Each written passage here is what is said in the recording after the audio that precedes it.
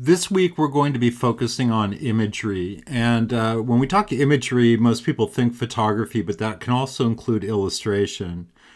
And what we're going to focus on this week are different photographic techniques you can use in your creative packaging designs.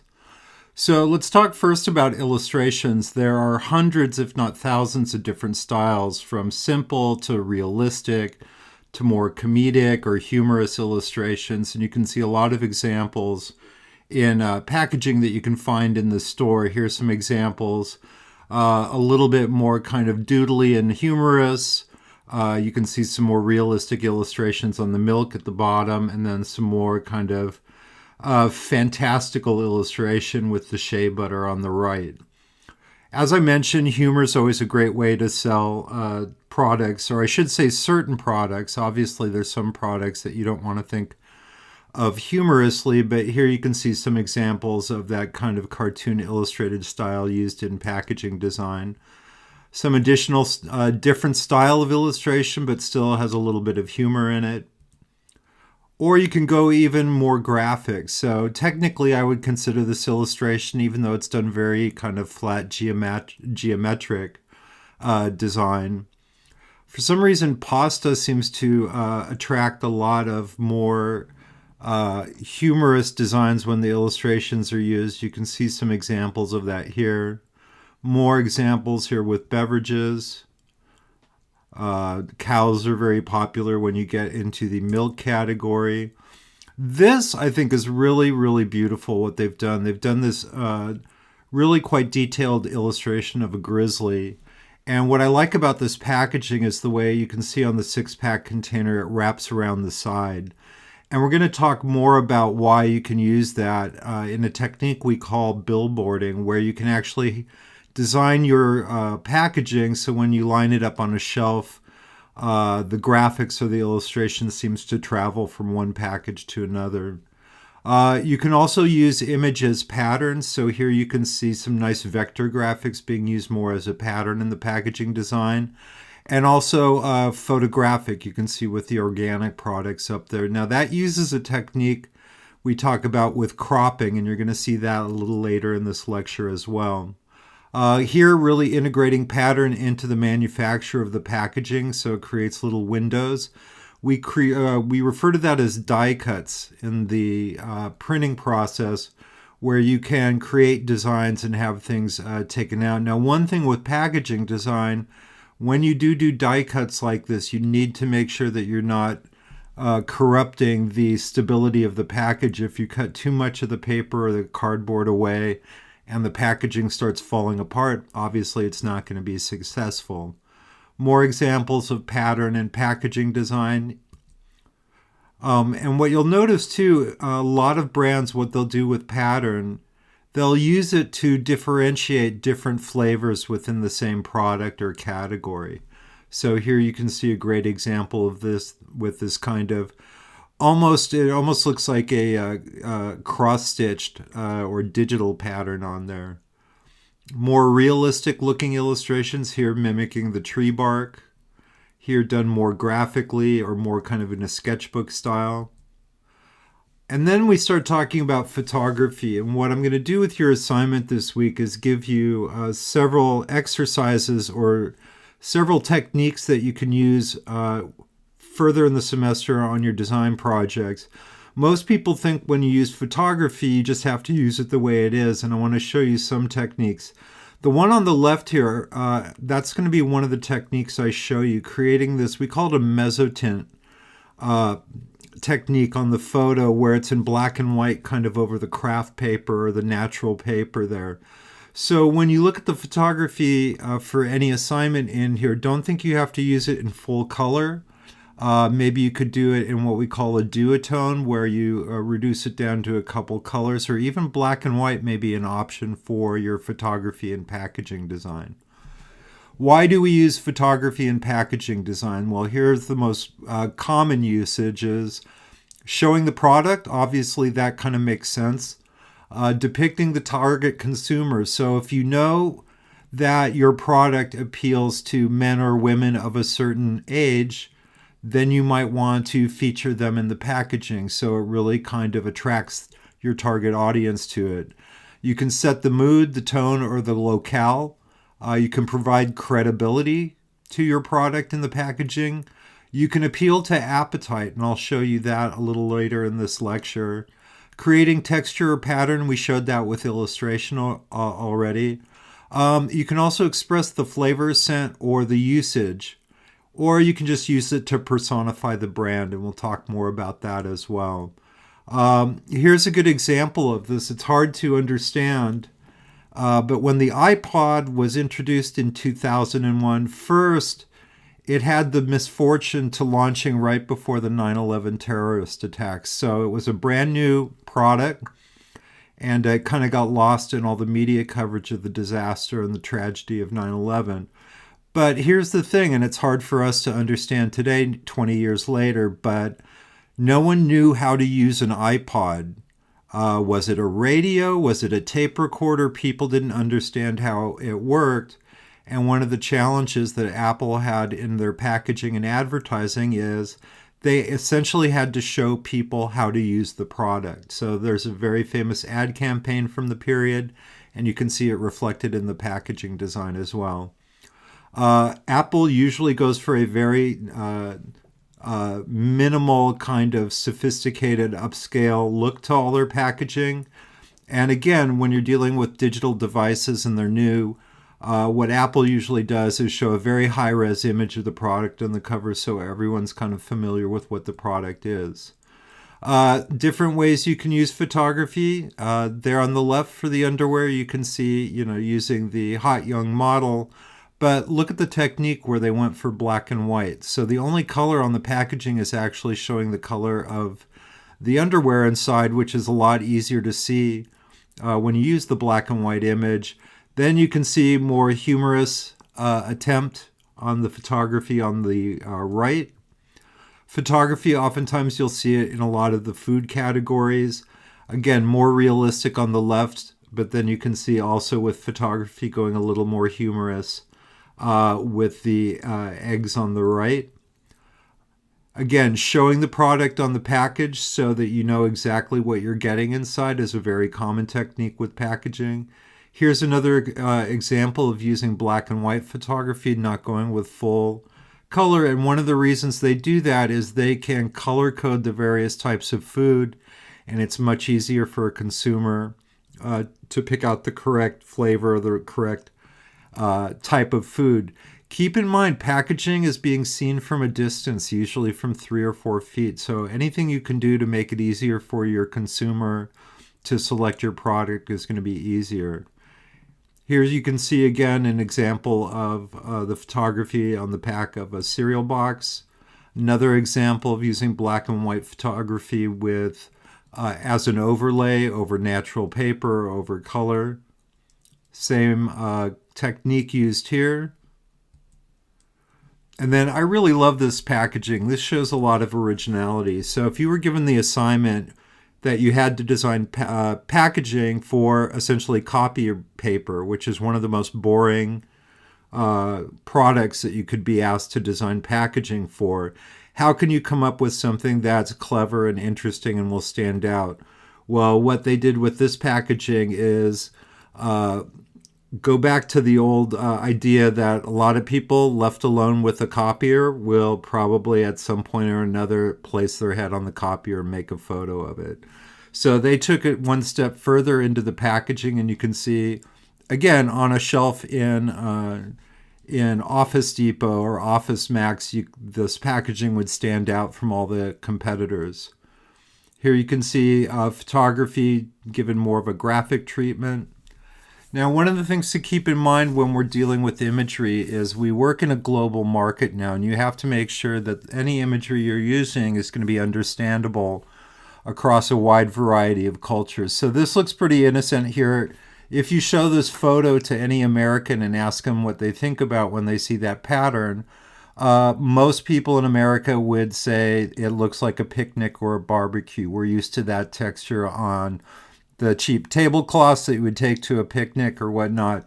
If I show this photo somewhere else in the world, in Asia or Latin America, they might look at this pattern and not see anything of significance at all to it. So you need to keep that in mind. Here's some famous image examples from overseas. And so a couple of these, three of these four are massive fails when it comes to marketing. The first in the upper right, Fisher was a subsidiary of GM that manufactured all the car chassis. And so up until the 80s, if you bought a GM car, you would find this badge in the door frame on the driver and passenger side. Body by Fisher. Used to be Fisher Carriage Works, so that's why you see the carriage on there. When they started exporting cars to Mexico, they decided to translate it. And when they did, they realized that people were put off by the cars. And what they didn't realize is when they translated it, it translated as Corpse by Fisher. So no one was going to buy a car that had corpse in the door frame of the car. So they quickly had to fix that. Gerber, what could possibly be wrong with Gerber baby food? Well, in Africa, in all the packaging, you always show what is inside the packaging. So when you would get a jar or a container of baby food and you would see the picture of the baby on it, it implied that what was inside the jar was a ground up baby. So Gerber had to quickly switch directions in Africa. Panasonic with Woody Woodpecker. Woody Woodpecker is or was very, very popular in Japan, and Panasonic was coming out with a new laptop computer, and they decided to call it the Woody. And what happened is in all the advertising, what Panasonic wanted to emphasize was that the laptop had a touch screen in it. So all the marketing materials had been made, and all the marketing materials said Touch Woody, which you can probably imagine was problematic to people who knew English. Finally, a success story, and that's KFC, and it was just a little bit of dumb luck. Back in the 80s, KFC opened their first stores in Japan. It happened to coincide with the same time when a lot of Japanese retailers and department stores saw in the West these huge sales and marketing blitzes around the holidays, around Christmas. Well, they didn't celebrate Christmas in Japan, but they decided to import the massive sales and marketing campaign around Christmas, even though they didn't celebrate it. And what happened is it coincided with the introduction of KFC, and in the Japanese market, Colonel Sanders got equated with Santa Claus, and in the mind of a lot of Japanese consumers, the two were inseparable. And even to this day, a lot of people celebrate Christmas Day in Japan by going out and getting elaborate Christmas meals from Kentucky Fried Chicken. So understanding various meanings in other languages or cultures is important. You can understand what's probably wrong with this picture here.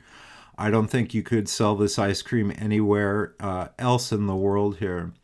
One thing to keep in mind for packaging too, and you will see this on packages in our stores here in the States. Oftentimes you'll see the packaging for various products is in both English and in French. And the reason for that is a lot of products that are made for the American market are also sold across the border in Canada. Canada is officially a bilingual nation, which means everything has to appear in both English and in French. And to save money, rather than having to print two different boxes, a lot of manufacturers will print one box that can be used in both markets.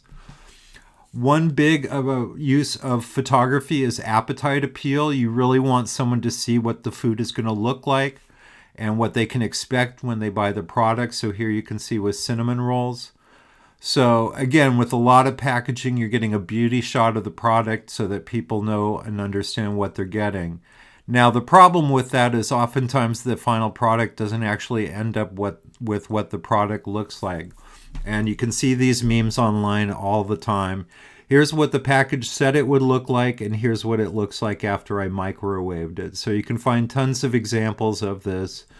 The chicken chipotle bowl here in particular is really nasty looking. But again, that's one of the buyer beware things about packaging design is there's no guarantee that what you're going to actually produce is going to look exactly like the photo on the cover. And I've done enough food photo shoots, and I can tell you some of the tricks of the trade.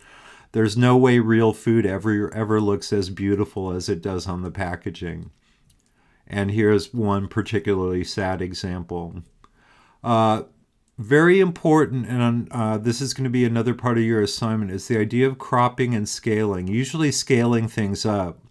So if you're given a photo, you don't have to use it the size you get it, especially in a product shot. Maybe scaling it up, even if it means cropping in tighter on the product or cropping part of the image off, is going to give you a much better solution in here. So here you can see with the cake mix here, really zooming in and focusing on the detail of the cake or the brownies here will really help sell the product a little bit more. Now, I mentioned earlier the use of pattern in design. Here you can see photos that have been blown up and cropped so much that they almost read as a pattern, but they do give you an idea of what the flavor is in there, so it kind of hits both marks on there. Here you can see real extreme cropping. Again, when you do that, you can really zoom in on detail of the product in here. In this case, different flavors you can see. You can also work your photography in such a way that you're demonstrating the product here. So here's selling knives. By taking the photo and chopping it up, you're really implying what the knife is capable of. Another example of photography used as pattern. Really, again, blown up and really focusing on the deal of the product. And again, I'll remind you, a lot of packaging is being seen from a distance. So cropping in tight on something and showing the detail might be very helpful for you. Another example of the beauty shot, but also using the photography cropped almost like a pattern on here. When we work with imagery, we're also working with symbols and icons. And symbols usually fall somewhere on this continuum. On the far left, you have symbols that are completely abstract. Although some of these, if you know the history, you know what they mean. The yellow rectangle for National Geographic is a throwback to the gold borders that used to always be on the magazine. But the Pepsi logo is essentially meaningless. Even the Nike swoosh, although it implies speed, doesn't really represent any particular thing. On the other end of the continuum, you have icons or symbols that are totally representational. Obviously, the Apple for Apple Computer. NBC's Peacock, people often wonder why they use that as their symbol. Well, NBC back in the 60s was the first TV network to broadcast in color, and at that time they adopted the peacock as a symbol to drive home the point that they had color TV. And then the famous CBS eye icon is supposed to represent both the camera lens but also the viewer at home. So when you're dealing with symbols, you might want to take that into consideration. I put this up here. It's a real throwback from my youth, but at Disneyland, that's what the shopping bags used to look like. And one of the things, the reason I put it in here is it's very colorful and fun. But when you're printing shopping bags, it's not something you want to spend a lot of money on. So you usually use the cheapest paper you can use, and you probably use the cheapest printing technique. The beauty of the swirly design is when you're printing on cheap paper with a cheap printer, things don't always align exactly, and you can see the swirly shapes aren't exactly aligned here. But with the design, it doesn't really matter. It just creates some overlap colors and gives you a little bit more dimension to it. This I thought was pretty brilliant for coffee. Instead of focusing on the coffee beans or a cup of coffee, they're playing with the coffee ring icon or symbol that you see once you've left a coffee cup sitting for any length of time. With packaging, we also deal with characters. You saw a couple earlier with Woody Woodpecker and the KFC Colonel. But characters are a tried and true way of helping to create brand awareness and brand loyalty. So here you can see some of the more common ones. Tony the Tiger and Mr. Pringle there. I put this one in here because over time, a lot of these symbols can evolve. So brawny paper towels were introduced in the 70s. You can see in the upper left where he actually looks, I hate to say it, but he kind of looks like a 1970s porn star. So you can see the brawny guy's look has changed over time. And then someone realized probably about 20 years ago that, maybe it's not men who buy brownie towels. Maybe we shouldn't focus so much on this big guy, when truth be told, it's probably primarily women who end up buying the paper towels. So you can see they have slowly cropped the brawny guy out. And then more recently, they came to the realization that brawny did not have to be a guy. So the most recent packaging you can see features cropped women in there. I wouldn't be surprised with over time they just eliminate the people altogether, and that brawny uses this buffalo plaid pattern as their branding.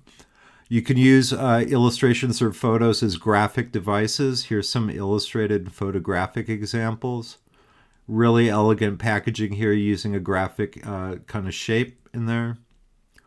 More great packaging design. And here's another example where you have your imagery transfer or wrap around the package.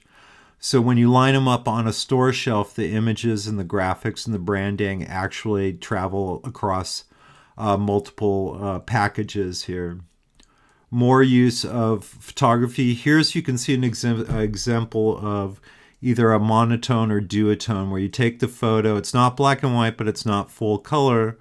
But you choose a color for your brand, and then you go ahead and colorize the photo. And so you can see here, they're using the colors to differentiate different products. More illustrations in pattern from our friends at Starbucks. And more examples of using that pattern in packaging design too, and also using colors to kind of color code various products. More use of pattern here as well. And then finally, this is something you should be aware of. As designers, we always try and avoid these because, quite frankly, it's bad design. We call these violators. Something where you put on the packaging, usually at the insistence of a client, to either tout one of the qualities or the price or something in here. Here you can see examples of that in the Foster Farms. You can see they put the all natural sticker on there. And so especially on the lean cuisine, this is a technique. I think if you talk to every designer, they will hate this, but it's something very common that clients ask you to do. And that's do the fake corner peel down where you can reveal something about it, new or price or something. All designers hate it, but it's usually something all designers at some point in their career will have to deal with. So that's an overview of different ways of working with imagery, and you'll be working with photography in the imagery assignment.